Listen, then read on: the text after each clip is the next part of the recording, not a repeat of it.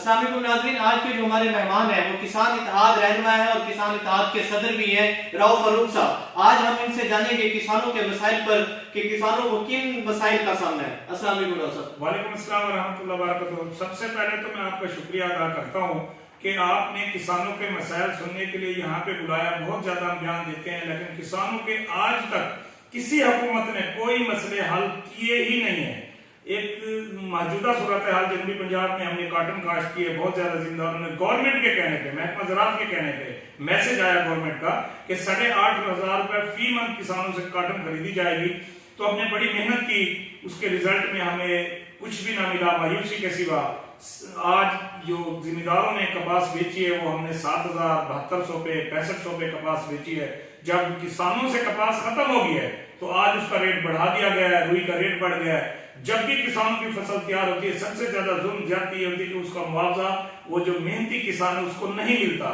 ये हमें बहुत ज्यादा तकलीफ हुई है। दूसरे मसाइल गन्ने पे आ जाएं तो गन्ना जिन काश्तकारों ने काश्त किया है, हमारे जिम्मेदार भाइयों ने, उनको उसका मुआवजा नहीं मिल रहा, मिल पेमेंट नहीं करी, फीड ट्राली पे कटौती लगाती है। और सबसे बड़े जुल्म की बात देखें, जो वैरायटी मिल खुद काश्तकार को काश्त कराती है, जब सीजन पे फसल हमारी तैयार हो जाती है तो वही मिल वाला माफिया कहता है ये तो वैरायटी मैंने दी नहीं। समझ नहीं आती इतने झूठे मिल वाले ये क्यों किसानों पे जुल्म करते हैं। फिर कटौती लगा के वो गन्ना पास हो जाता है। किसान को लूटने के तरीके बनाए हुए उन्होंने, पेमेंट नहीं देते, बदले में चीनी देते हैं। देखो ना, किसान को फी थैला 1,000 रुपए उसमें लाश देते हैं। उसके बाद डीजल पे आ जाए, पेट्रोल पे महंगे हैं। किसानों को ज़राई अद्वियात पे आ जाए, एक नंबर हमें ज़राई अद्वियात मिलती नहीं। अगर ज़राई अद्वियात सही हो तो ये कॉटन पहले भी होती थी, एक नंबर हमें बीज नहीं मिलता।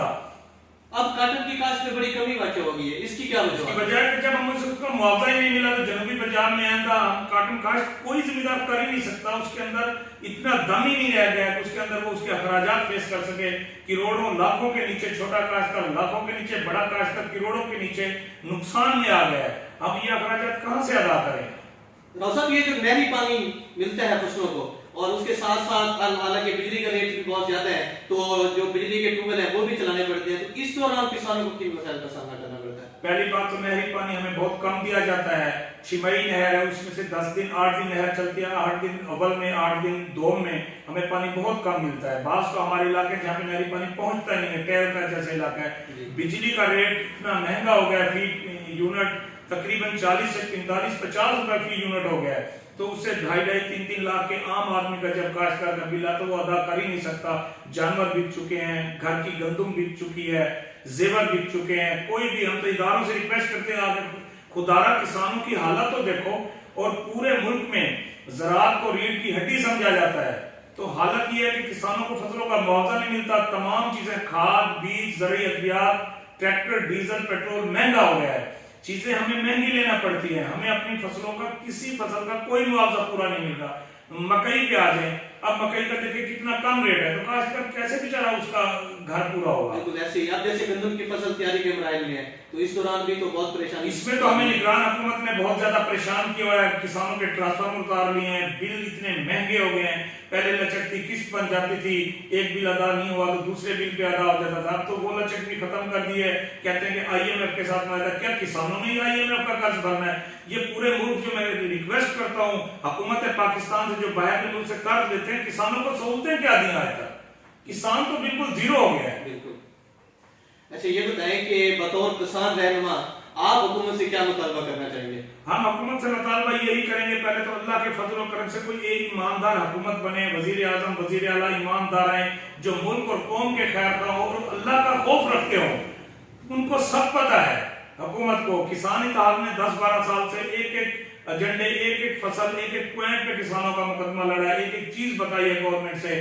लेकिन करेंगे कि जो मिनिस्टर, वजीर हैं वही फैक्ट्री के मालिक हैं, वही हमारे फैसला करने वाले हैं। उन्हीं की बीज की कंपनियां हैं, उन्हीं की कॉटन फैक्ट्रियां हैं, उन्हीं की मिलें हैं, उन्होंने किसानों को आराम से लूटना है।